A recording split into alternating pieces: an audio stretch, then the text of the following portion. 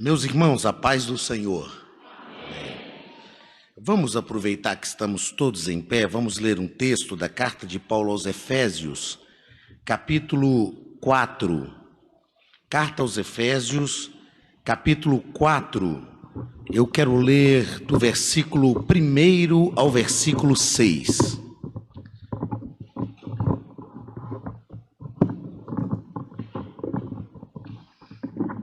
Carta aos Efésios, capítulo 4, do versículo 1 ao versículo 6.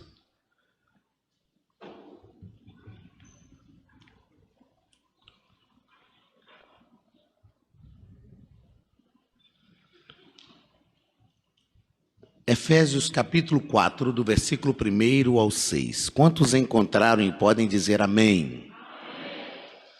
Rogo-vos, pois eu, prisioneiro no Senhor, que andeis de modo digno da vocação a que fostes chamados, com toda a humildade e mansidão, com longanimidade, suportando-vos uns aos outros em amor, esforçando-vos diligentemente para preservar a unidade do Espírito no vínculo da paz. Há somente um corpo e um Espírito, como também fostes chamados numa só esperança da vossa vocação. Há um só Senhor, uma só fé e um só batismo, um só Deus e Pai de todos, o qual é sobre todos, age por meio de todos e está em todos. Amém? Podeis assentar, meus queridos e amados irmãos. Meus irmãos, nós estamos no momento desta abertura deste primeiro CEPED, mas também num culto de ceia. Então eu quero, debaixo da graça de Deus, pensar com os irmãos nesta noite sobre algumas questões introdutórias da nossa vocação, mas também neste ambiente, neste momento que nós estamos, que é o culto de ceia. Eu quero louvar a Deus pela oportunidade que o Senhor nos concede de estar aqui com os irmãos pela primeira vez, conhecer esta igreja, esta cidade, que nós já estivemos aqui anteontem, demos uma volta aí, conhecemos uma cidade que faz a gente ter vontade de morar por aqui afora, não é? Glórias a Jesus por isso. Quero louvar a Deus pela vida do pastor Elias Bahia, que é o presidente dessa igreja, nosso amigo, eu descobri que a nossa amizade já dura, quantos anos, pastor Sérgio, que é o negócio? Mais de 10 anos. Eu pensei que era negócio de 3, 4 anos, pastor. Já tem 11 anos, na verdade. 12 quase, né? Caminhando para 12 anos. Glórias a Jesus pela vida do senhor, da irmã Adriana, do pastor Eric, que está ali, da Val, da Érica, do Fernando e dos netos. Glórias a Jesus. Eu quero louvar a Deus e ser muito grato ao Senhor pela vida do pastor Sérgio. Pastor Sérgio, que é responsável por nós estarmos aqui, por conhecermos o pastor Elias. Pastor Sérgio nos convidou, foi em 2009, né, pastor Sérgio, para um trabalho, um CEPED. Foi o Selime. Primeiro foi o Selime. Lá em 2009, lá em Jaboticabal. E nós atendemos e criamos um vínculo de amizade, e aqui estamos. Glórias a Jesus, pastor Sérgio, pela sua vida, pela sua casa, pela sua família. Quero louvar a Deus pela vida dos obreiros que nos receberam. É bom quando a gente chega na igreja, os obreiros recebem a gente com um sorriso no rosto. A gente fica assim, à vontade, não é? Glórias a Jesus pela vida de cada um dos irmãos, glórias a Jesus por tudo nesta noite.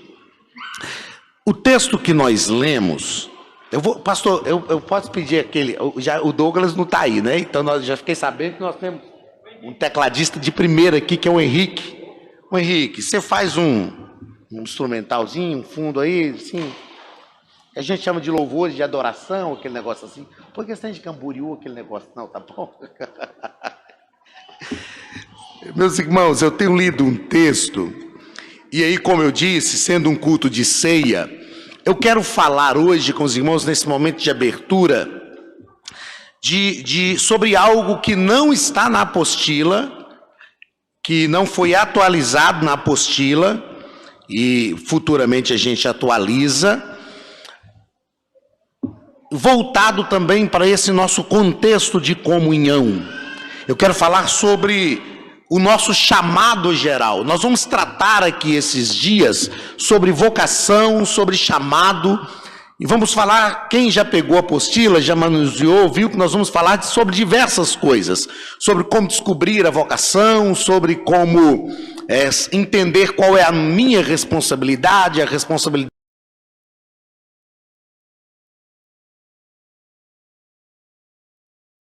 vocacional, o que é crise vocacional, enfim, vamos tratar sobre algumas questões voltadas para a vocação. Essa apostila de crise vocacional, a gente montou alguns anos atrás, eu falo sobre isso, eu acredito que amanhã, a partir de uma crise vocacional que eu mesmo enfrentei. Eu falo sobre isso amanhã, quando a gente iniciar.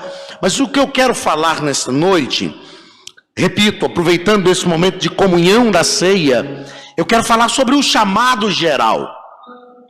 O texto que lemos está na carta aos Efésios, capítulo 4, do versículo 1 ao 6.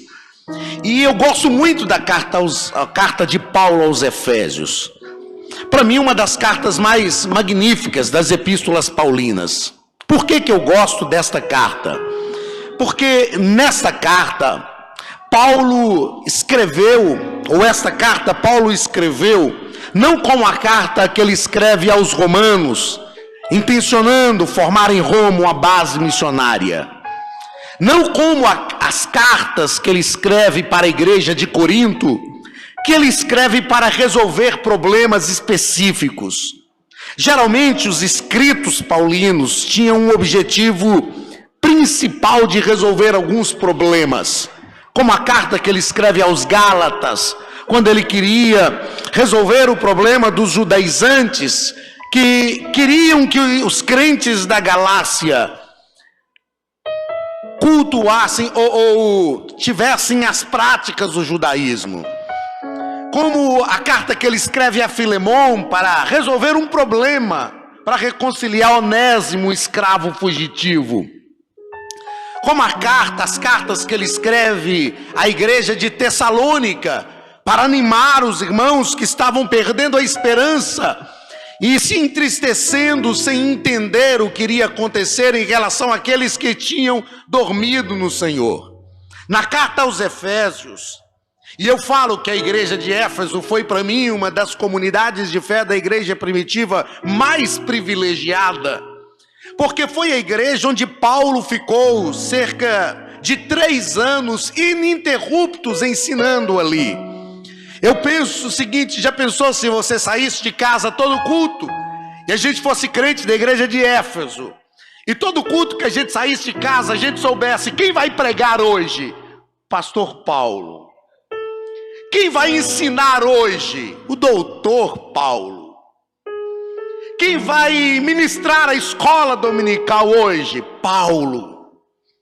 O doutor da Bíblia, o grande escritor do Novo Testamento, o homem que teve uma experiência de encontro com Deus fenomenal, o homem que teve uma experiência com Deus marcante. Então, para mim, a igreja de Éfeso foi uma das comunidades de fé mais privilegiadas do Novo Testamento. E ao escrever esta carta, repito, Paulo não escreve para resolver problemas específicos. Paulo escreve para formar a igreja. E eu falo que na carta aos Efésios, Paulo pega uma igreja como um bebezinho espiritual. E ele vai ensinando esta igreja, produzindo crescimento nesta igreja. Ele fala no capítulo 1 sobre a salvação, que ela vem dos judeus. Mas ele diz: mas Deus escolheu vocês antes da fundação do mundo. Deus nos escolheu nele. E Paulo vai ensinar o que é ser igreja para a igreja de Éfeso. É isso que Paulo está fazendo.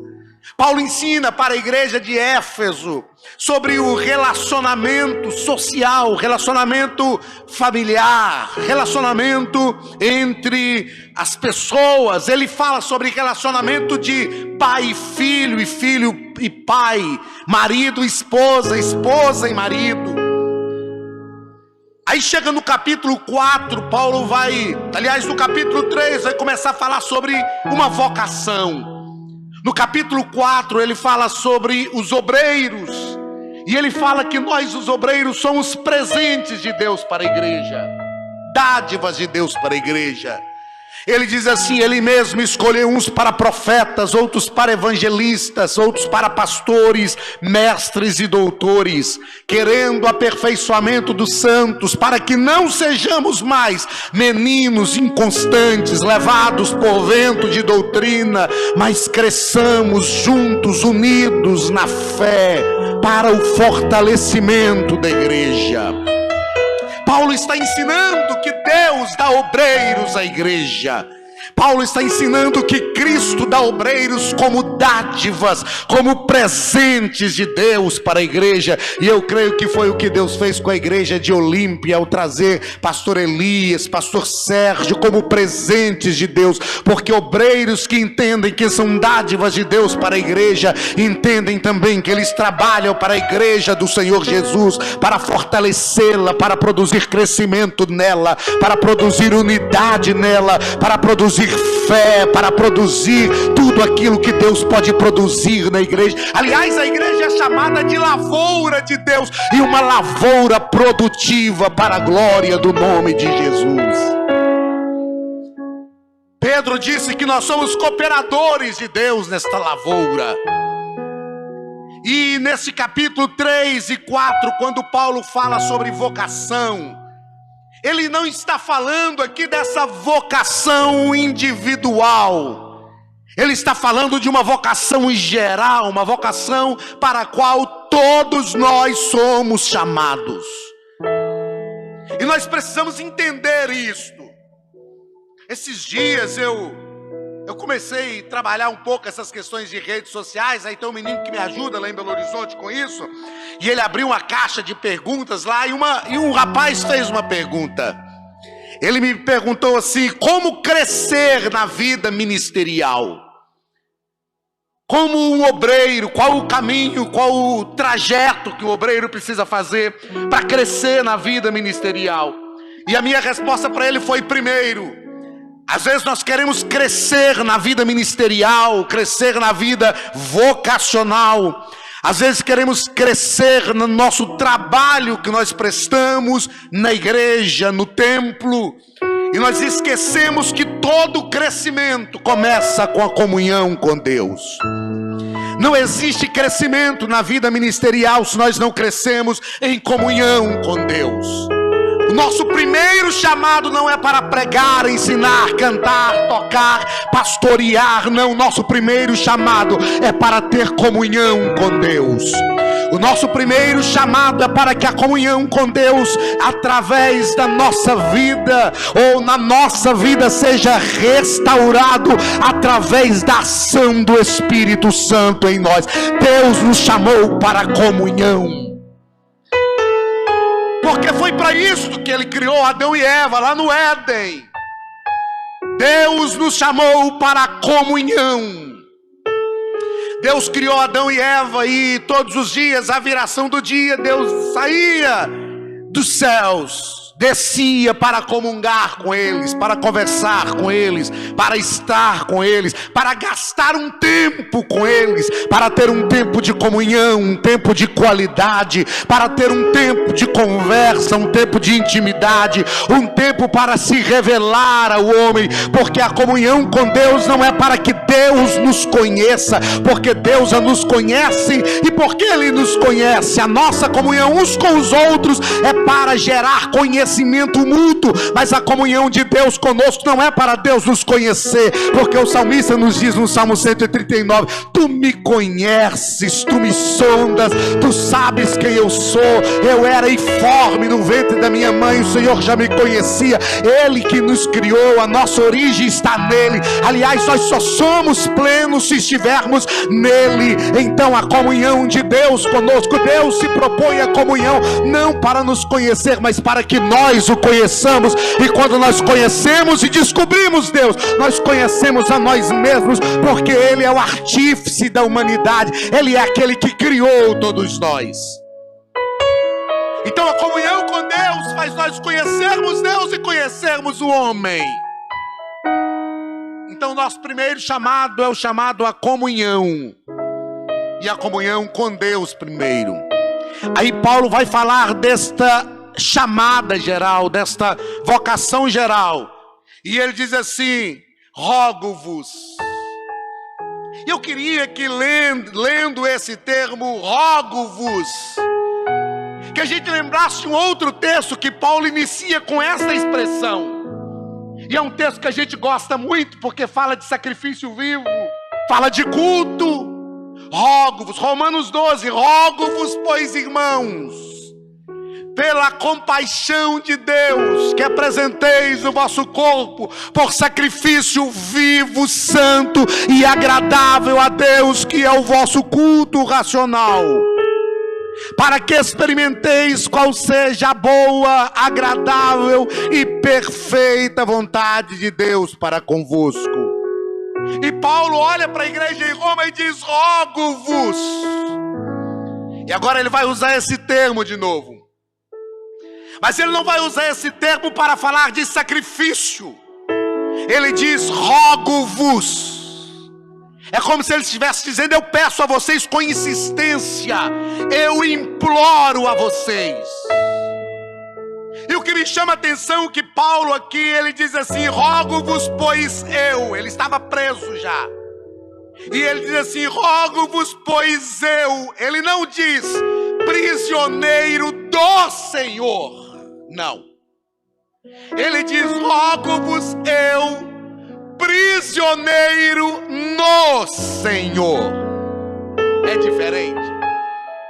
Se ele dissesse prisioneiro do Senhor, ele iria nos dizer: Deus me prendeu. E Deus não prende ninguém. Deus não obriga ninguém a fazer nada, nem adorá-lo. Tem gente que ensina que Deus nos criou para adoração. Não é verdade. Deus nos criou para a comunhão. Então eu não sou obrigado a adorar a Deus? É claro que não. Claro que não.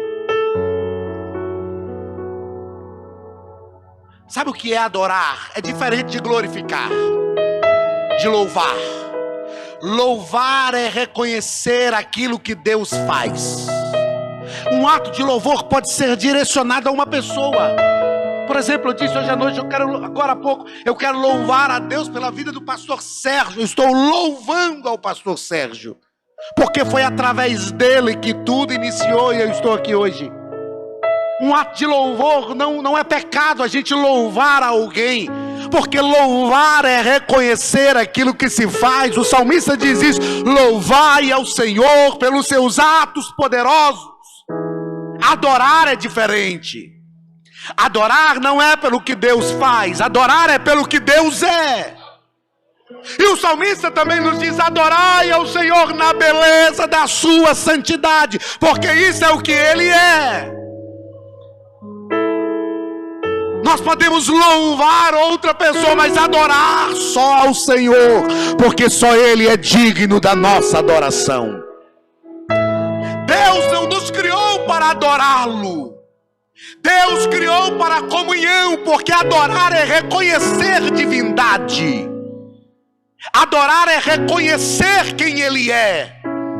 E como é que nós reconhecemos e conhecemos a Deus? Através da comunhão. Agora é impossível que aquele que verdadeiramente desfruta da comunhão não adore a Deus, Porque quando nós conhecemos a Deus, nós vamos conhecendo ao Senhor, e vamos conhecendo ao Senhor, e quanto mais nós nos esforçamos por conhecê-lo, mais Ele se revela, e quanto maior nós achamos que Ele é, maior ainda Ele se torna. Eu me lembro que eu fui batizado com o Espírito Santo em fevereiro de 1990.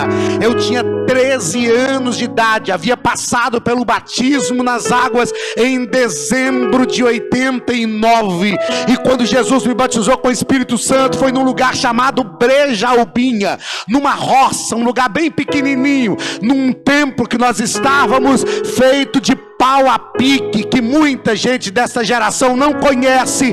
Era uma casa feita de bambu, estrutura de bambu, e as paredes feitas de barro, telhado de telha com buca, bem baixinho. E Jesus me batizou com o Espírito Santo naquele dia, e eu tive uma experiência naquele dia que eu nunca esqueci, que é vívida na minha mente.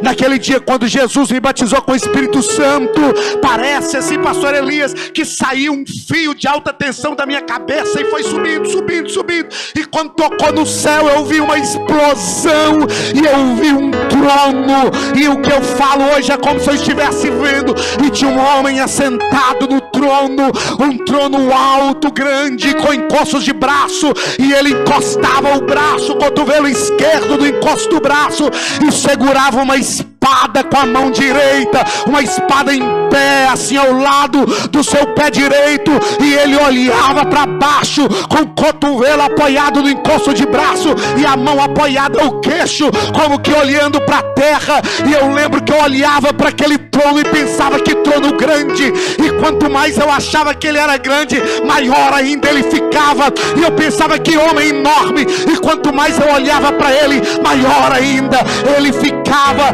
É impossível que aqueles que têm intimidade e comunhão com Deus não o adorem, porque quando nós passamos a conhecer a Deus, o conhecimento que nós temos de Deus nos leva a adorá-lo, nos leva a adorá-lo. Eu ouço até hoje gente falar assim: quem faz teologia desvia. Como? Se teologia vem de xeós do grego, mas logia, que xeós é Deus e logia é estudo ou tratado. Então o que é teologia? Estudo ou tratado a respeito de Deus. Como alguém que estuda Deus com a intenção de conhecê-lo melhor se desvia dele? É impossível. É porque não soube o que estava fazendo. Aí Paulo diz assim: rogo-vos eu, não prisioneiro do Senhor. Ninguém aqui é preso, mas Paulo diz prisioneiro no Senhor. Paulo está dizendo assim, e Paulo diz que ele ensina que nós precisamos trazer todo o pensamento cativo a Cristo. Eu escolhi me prender a Cristo. Aleluia. Oh, aleluia. Eu escolhi me prender a Cristo, e eu estou preso nele, não quero me libertar. Eu não quero ser independente de Cristo, eu quero declarar a minha dependência dele total e exclusiva. Nele vivemos, nele nos movemos. É ele quem efetua em nós, quem faz em nós tanto querer quanto efetuar. Em Cristo é que nós vivemos. E Paulo estava tão preso em Cristo que ele disse assim: para mim o viver é Cristo e o morrer é ganho. Já estou crucificado com Cristo. A vida que agora vivo na carne, viva na fé do Filho de Deus. Já não sou eu quem vivo, mas Cristo vive em mim. Oh, se como igreja nós realmente entendermos isso, Cristo vive em mim.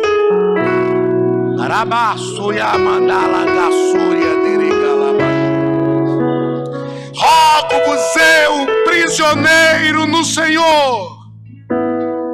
Aí ele diz assim: que andeis de modo digno da vossa vocação. Paulo está falando duas coisas aqui. Primeiro, nós temos que ser direcionados por esta vocação. Que vocação é essa? A vocação geral. A vocação para a salvação. A vocação salvífica que nos foi dada pelo Pai, através de Cristo, sob a ação do Espírito Santo. Paulo está dizendo, vocês têm que andar de modo digno. O que é ser digno de alguma coisa? Por exemplo, obrigado. Por exemplo, para ficar assim de uma forma bem clara, o que é ser digno de alguma coisa? Quando você trabalha o mês inteiro, cumprindo a sua função, aí no início do mês posterior, o patrão te paga o seu salário. Você é digno daquele salário. Você trabalhou por ele. Ontem à noite eu falava isso com a Gilmara, irmã Gil, minha esposa. Falava, nós somos dignos de algumas coisas. Não porque a gente é bom. E eu sempre disse para minha mãe, eu falo com ela o seguinte, para os meus filhos, tudo que eu tenho foi Deus quem me deu. Mas eu conquistei com muita luta. O que é ter dignidade nisso? É saber o seguinte: eu posso receber esse salário sem me envergonhar, porque eu trabalhei por ele.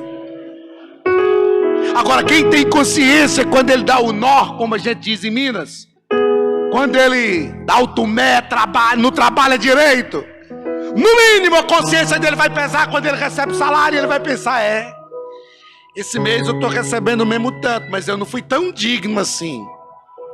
Paulo está dizendo assim, Deus chamou vocês, salvou vocês, mudou a vida de vocês, transformou a realidade de vocês, mudou a história de vocês.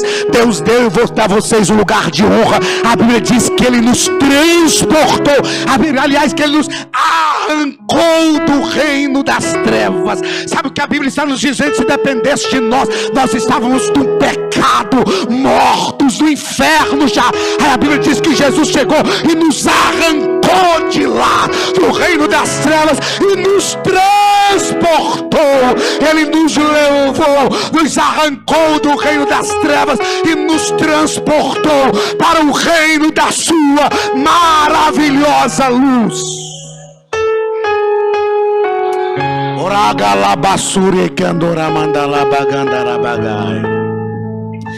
Vim para adorar-te, vim para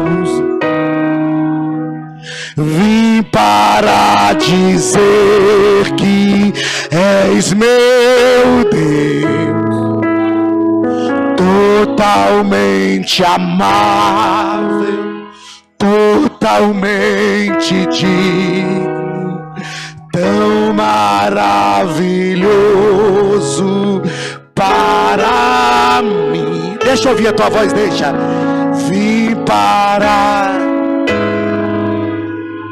Vim para prostrar-me, vim para... Então diga para ele: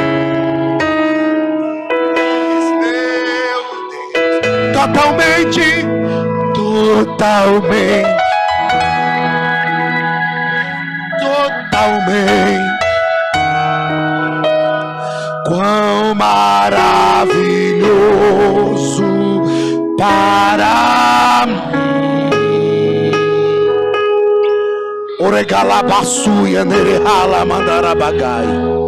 Se não fosse uma ação de Deus para te resgatar, você não estaria aqui. Aí Paulo diz, ele te resgatou. Você sabe o que é isso? A Bíblia diz, o salmista diz no Salmo 103, quem é como o Senhor, que habita nas alturas, que se curva para ver o que se passa nos céus e na terra. Se ele se curva para ver o que se passa nos céus, não tem nada acima do trono de Deus. Mas o salmista diz, mas ele vai no pó, ele vai no lixo, ele vai no monturo, e de lá ele ergue o necessitado e o faz assentar-se com os príncipes do seu povo. Deus me assentou entre príncipes e princesas por causa do resgate de Cristo. Oh, aleluia! Aleluia! Aleluia!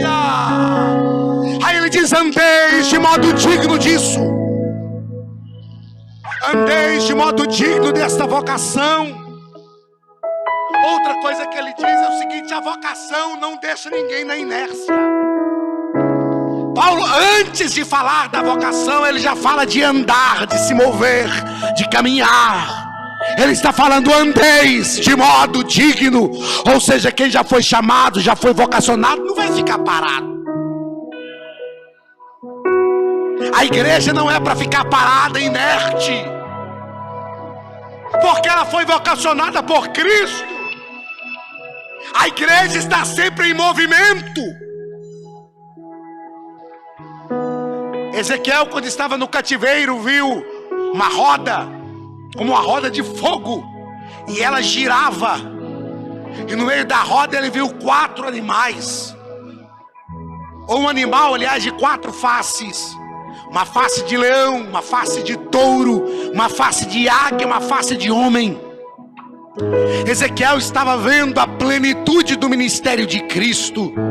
A face de leão, Jesus apresentado pelo evangelista Mateus como Rei dos Reis e Senhor dos Senhores. A face de touro, Jesus apresentado pelo evangelista Marcos como aquele que serve. A face de homem, Jesus apresentado pelo evangelista Lucas como o homem perfeito. A face de águia, Jesus apresentado pelo evangelista João, o Deus que se encarnou para viver entre nós. E Ezequiel diz que a roda se movimentava, porque todos que foram comprados por Cristo, chamados por Cristo, tem que estar em movimento. A igreja não para, a igreja movimenta. A igreja é o maior milagre da história. Tentaram acabar com a igreja, perseguir a igreja, matar a igreja, mas quando tentaram pará-la, foi aí que ela caminhou muito mais. Hoje estão tentando furtar da igreja o direito de se expressar conforme a sua fé, e a gente às vezes quer lutar contra os homens que tentam nos furtar isto, mas Paulo nos ensinou: a nossa luta não é contra a carne e o sangue, mas contra os principados, contra as potestades, contra as hostes espirituais da maldade nos lugares celestiais. Aí eu digo que a gente tem que ser no mínimo inteligente. Tem muita gente hoje querendo fazer política em cima da igreja, dizendo: eu vou defender vocês. Sabe qual é a melhor resposta que a igreja pode dar para instituições que querem calar a nossa voz para não professarmos a nossa fé? A melhor resposta que a igreja pode dar é pregar o evangelho. Pregar o evangelho. Buscar a autoridade de Deus para pregar o evangelho. Aleluia, aleluia. Eu creio no que disse Paulo em Romanos capítulo 1 e versículo 16: eu não me envergonho do evangelho, porque ele é poder de Deus para salvar aquele que crê. Se a gente parar de tentar entrar num viés que não é nosso, e como igreja pregar o evangelho vai libertar, o evangelho vai curar, e aquilo que o evangelho fizer se tornará nítido na sociedade. Não poderão dizer nada, porque contra fatos não há argumentos. Quando Jesus liberta o homossexual, ninguém pode falar nada. Quando Jesus liberta o viciado, ninguém pode falar nada. Quando Jesus salva o traficante, eu quero ver falar alguma coisa. Está salvo por Jesus, transformado com uma vida diferente. É isso que precisamos fazer. Andar. Andeis de modo digno da vossa vocação, com que foste chamados, com toda humildade e mansidão. Paulo está dizendo que a vocação não pode tornar ninguém arrogante. A vocação tem que nos humilhar diante de Deus, com longanimidade, paciência. Precisamos ser longânimos. Aí ele diz: suportando-vos uns aos outros em amor. Aí tem muito crente que ama esse versículo. Fala: eu tenho que suportar, e ainda amando. amando ainda. Só que suportar aqui não é tolerar.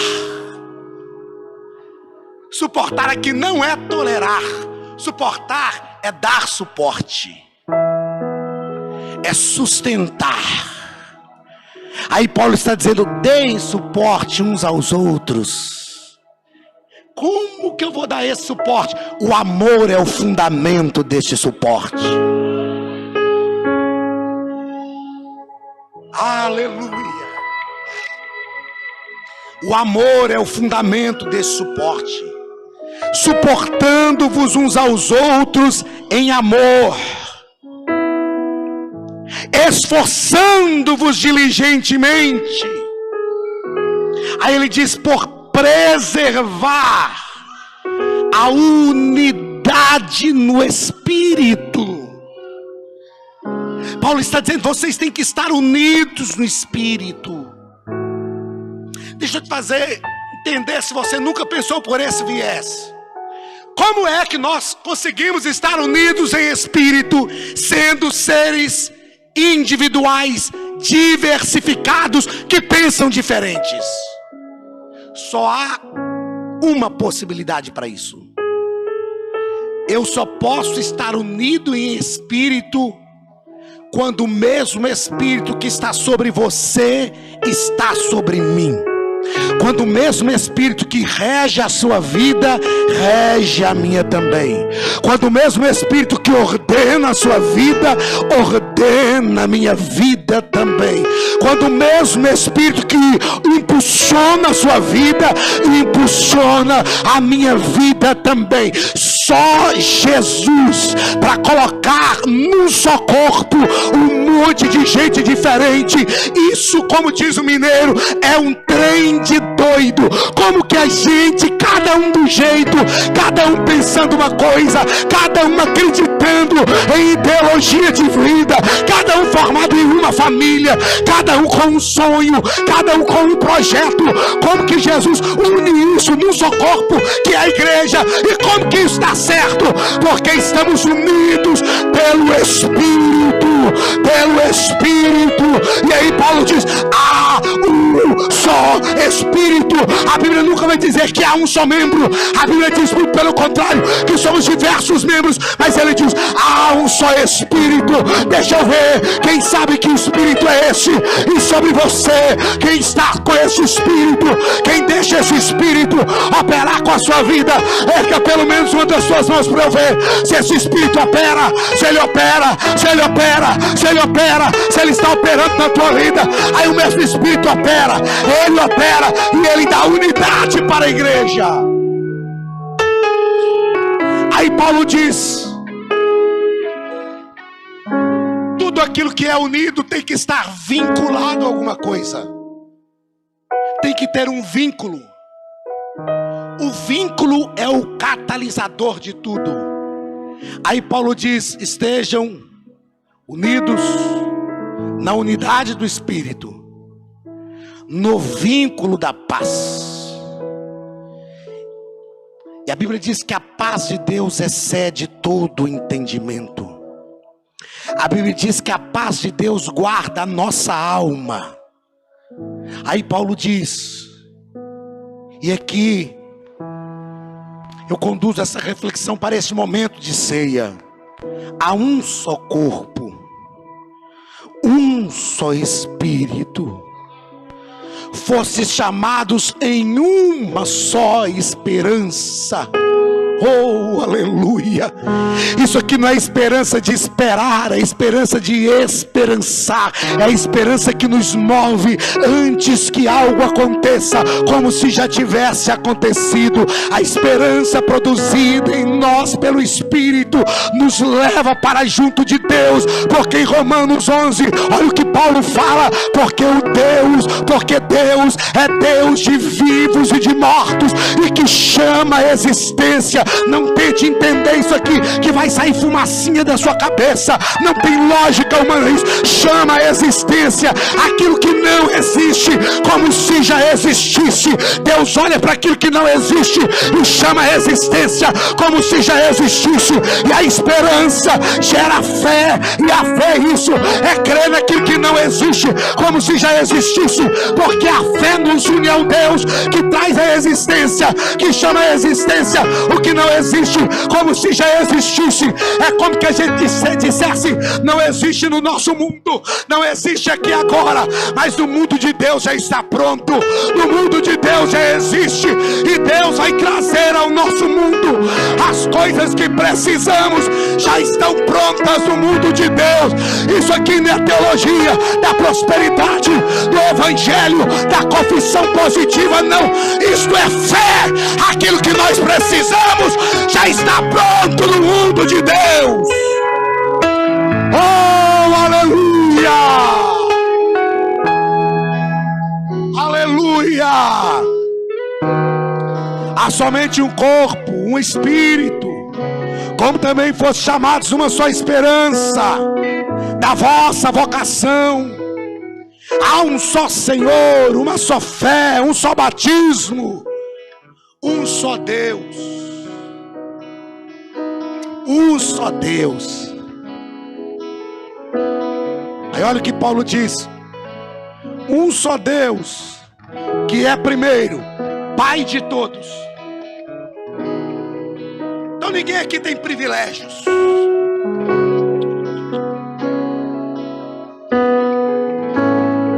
A Val, a Érica ali, junto com o pastor Eric e o Fernando, não sabem ainda o que é isso, porque só tem um, né, Érica? Só uma. Só um. E a Val só uma. Mas depois, quando vier os outros 3 por aí, vocês vão entender. A gente que tem mais de um filho, a gente não ama um filho mais do que o outro. Não tem filhos prediletos. Não tem filhos preferidos. Só que o filho obediente alcança favor no coração do pai. Tem gente que acha que Deus tem filhos preferidos. Ninguém é filhinho preferido do papai. Não. Mas aquele que é obediente tem um favor do coração de Deus. Paulo diz assim: há um só Deus. Um só Deus, Pai de todos. Mas espera aí. Se ele é o meu pai, se ele é o seu pai, pai do pastor Elias, do pastor Sérgio, pai do corpo ministerial, como pai da igreja. Uai, gente. Então nós somos todos irmãos. E se somos todos irmãos, temos a origem no mesmo pai. Se temos a origem no mesmo pai, temos a mesma essência que o pai distribuiu para todos. E se temos a mesma essência que o pai distribuiu para todos, temos condição de estar unidos. Unidos. Unidos como igreja. Oh, não há nada mais poderoso na terra do que uma igreja unida. Quando a igreja está unida, o inferno sai da frente dela. Quando a igreja está unida, ela ora, o céu se move, porque ela está unida. Unida. Um só Deus e Pai de todos.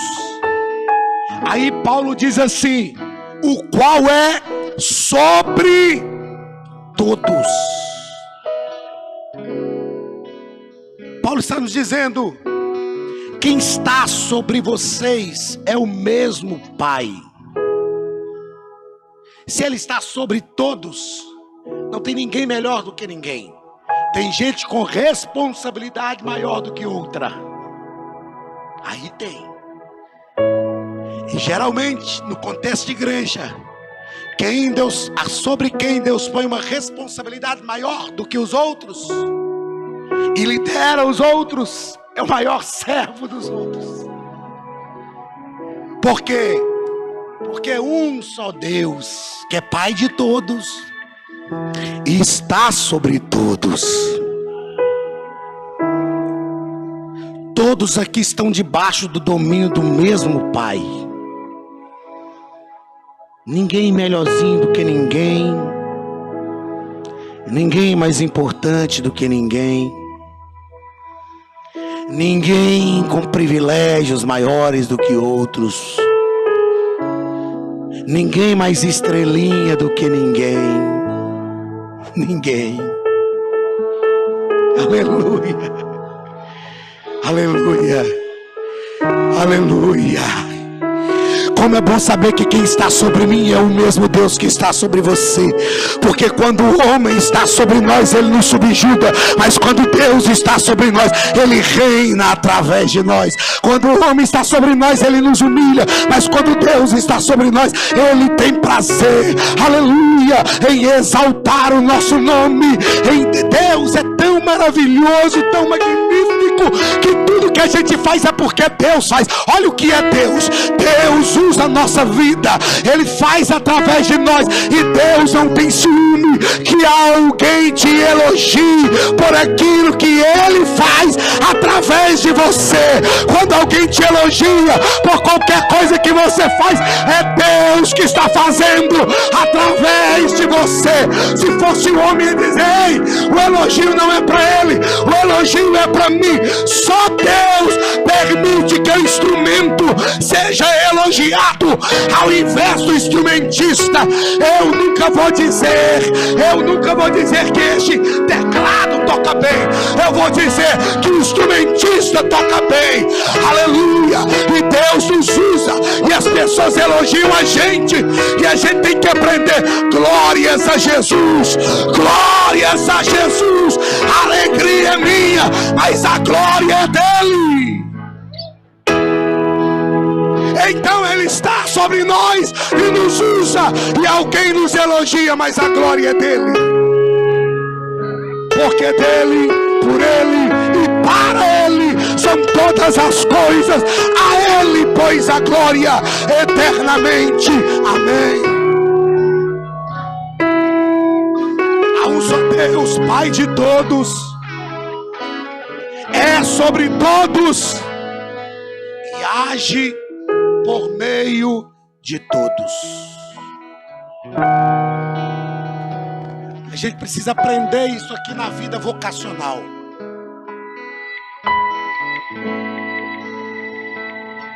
É Deus que está agindo através de nós.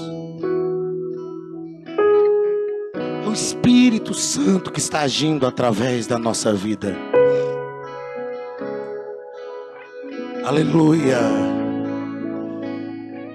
Só Ele que faz em nossa vida. Eu tenho um amigo, Adriano. Ele fala comigo assim: pastor, você tem roça no sangue. Eu fico pensando, quem sou eu, a minha origem, de onde eu vim. Jesus me chamou aos 5 anos de idade. Meu pai pastoreava uma igrejinha pequenininha, numa cidade que o nosso obreiro baiano ali deve conhecer. Era distrito de Itambacuri, perto de Teoflotone, que já é quase chegando na Bahia. O lugar chamava Jampruca. Jesus me chamou em Jampruca e me batizou com o Espírito Santo no Brejalbinha. A Adriano fala comigo: pastor, você tem roça no sangue? Tem jeito não. E roça, irmão, é o seguinte: a gente sai da roça, mas a roça não sai da gente.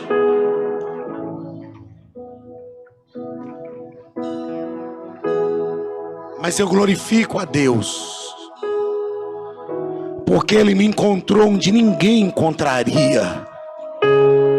Aleluia. Ele me viu onde ninguém me veria. Aleluia.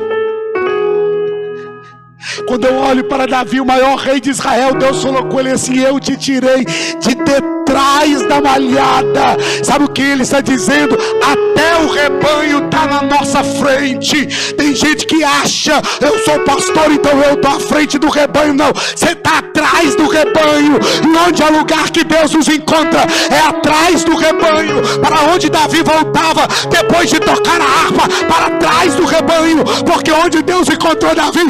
Atrás do rebanho. Onde Deus ia buscar Davi? Atrás do rebanho. Onde Davi deveria estar? Atrás do rebanho. É atrás do rebanho que Deus nos encontra. É atrás do rebanho que Deus nos chama. É atrás do rebanho que Deus nos usa. É atrás do rebanho que Deus nos escolhe. Para quê? Para quê? Para fazer-nos compreender. Porque dele, por ele e para ele são todas as coisas. A ele, pois, a glória eternamente. Amém. Isto é igreja. Isto é igreja. O rebanho do Deus vivo, coluna e baluarte, defesa da verdade, a lavoura de Deus, o lugar onde estamos unidos no mesmo Espírito, pelo vínculo da paz. Temos o mesmo Deus, que é o mesmo Pai, que está sobre todos, que age através de todos. Você pode ficar de pé em nome de Jesus? Pode. Oh, aleluia.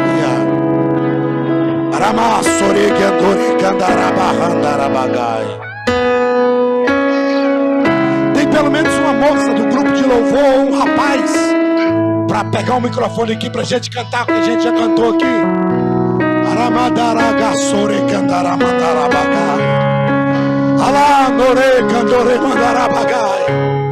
Aleluia. Corre aqui uma moça ou um rapaz. Eu quero te convidar a adorar a Deus.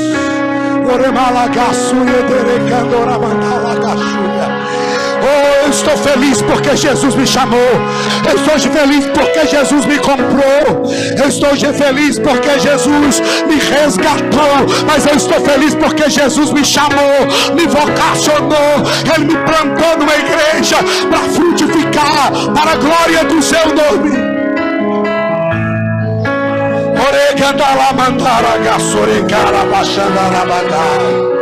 Oh, aleluia. Se você pode, adore a Deus. Porque dele, por ele, para ele são todas as coisas. Porque dele, por ele, para ele são todas as coisas. Cante isso mais alto, mais forte que você puder. Porque dele, por ele, para ele são todas as coisas.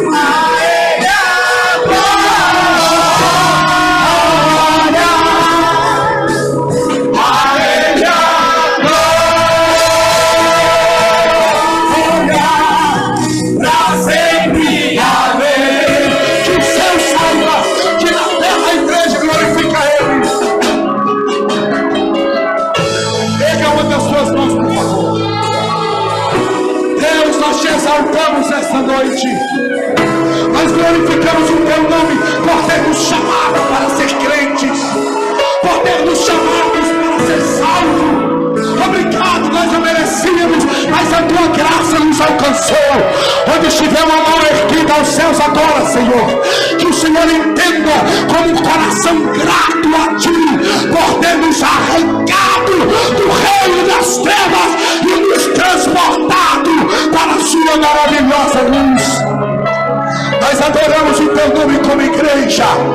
Que o céu saiba nessa noite que o Teu nome é adorado nos céus, mas Ele é adorado na terra. A Tua igreja te adora, a Tua igreja te exalta, a Tua igreja te bendiz, a Tua igreja te glorifica, a Tua igreja te louva com gratidão na alma. Deus, nós vamos cear nesta noite com a alma inflamada pelo fogo do Teu Espírito, com o coração grato, com a mente dominada pelo chamado, e em comunhão uns com os outros. Nós te adoramos, nós te glorificamos. Obrigado, Jesus, obrigado, cante.